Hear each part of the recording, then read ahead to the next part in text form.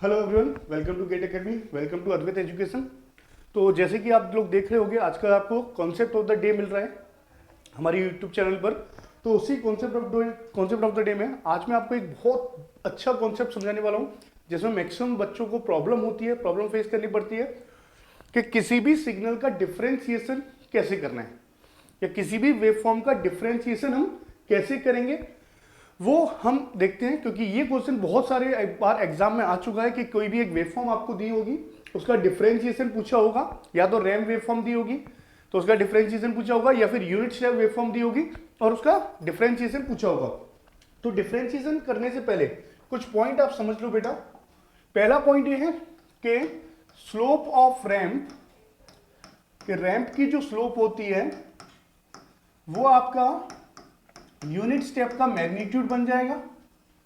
Unit step का magnitude बन जाएगा, मैग्नीट्यूड ऑफ यूनिट स्टेप। मैं बहुत सिंपल तरीके से आपको ये समझाने वाला हूं। Second, magnitude of unit step,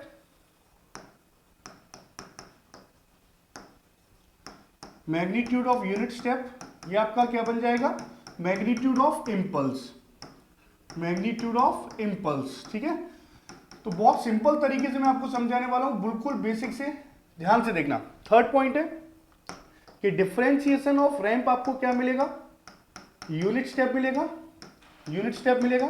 और फोर्थ पॉइंट है डिफरेंशिएशन ऑफ यूनिट स्टेप क्या मिलेगा, इंपल्स मिलेगा। ठीक है ना, ये पॉइंट सारे लोगों को पता होगा, ये दो पॉइंट आपको बस समझना है। ठीक है ना, तो रैंप का जो स्लोप होगा वो यूनिट स्टेप का मैग्नीट्यूड बन जाएगा, और मैग्नीट्यूड का जो यूनिट स्टेप का जो मैग्नीट्यूड होगा वो इंपल्स का मैग्नीट्यूड बनने वाला है। तीसरा पॉइंट। नेक्स्ट पॉइंट है कि अगर आपकी स्लोप, फिफ्थ पॉइंट है, अगर आपकी पॉजिटिव स्लोप है,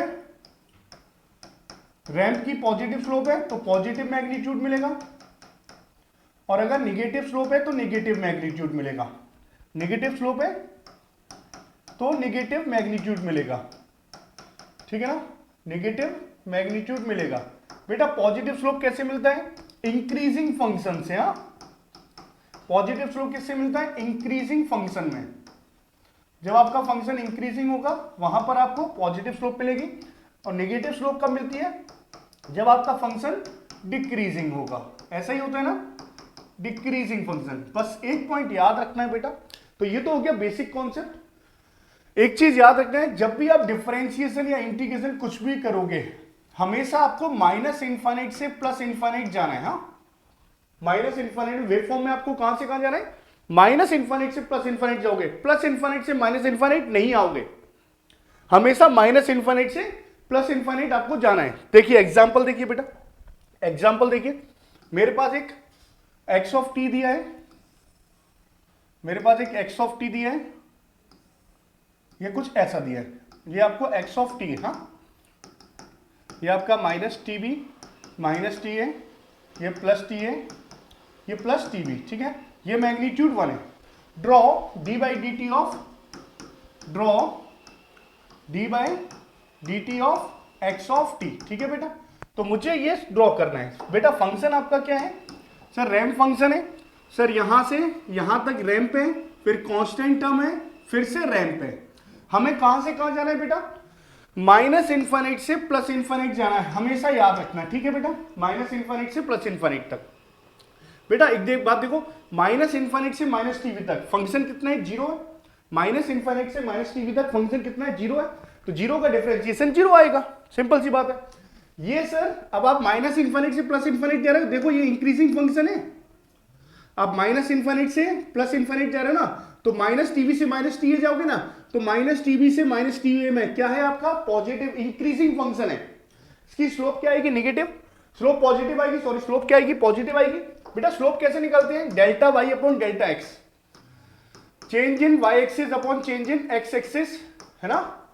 तो चेंज कितना है, वाई एक्सिस में चेंज कितना है, 1 का, ये कितना चेंज है 1 का, और ये कितना है आपका, ये विड्थ कितनी है, टीवी माइनस टी है, टीवी माइनस टी है। ठीक है, ये कांस्टेंट टर्म की स्लोप कितनी होती है, 0 होती है।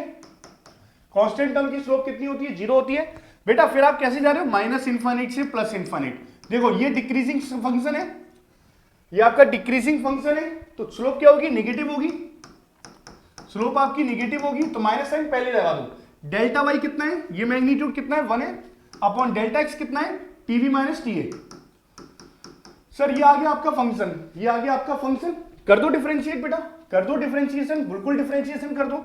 सर अभी आपने बताया था कि रैंप का डिफरेंशिएशन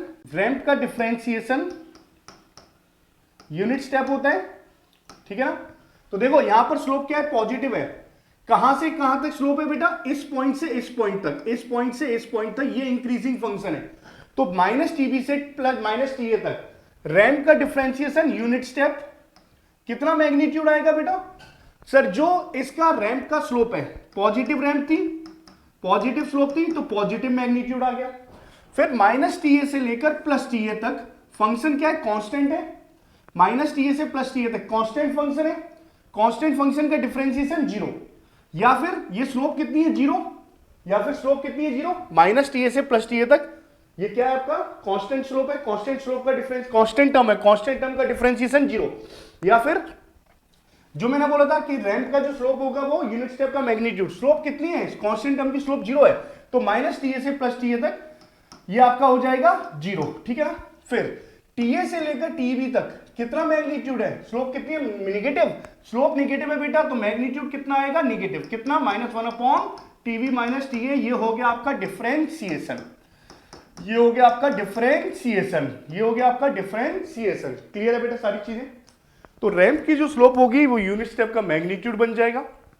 अगर आपको फर्दर डिफरेंशिएशन करना है, सर एक बार और डिफरेंशिएशन करना है मुझे, ये आपका D by D T of ये था, इधर देख लो बेटा, इधर देख लो, ये आपका minus T B minus T A T B 1 upon T V minus T A -1 upon T V minus T A, ठीक है बेटा। इधर देखो सर मुझे एक बार और डिफरेंशिएशन करना है, इसका एक बार और डिफरेंशिएशन करना है, D square by D T square x of T मुझे निकालना है।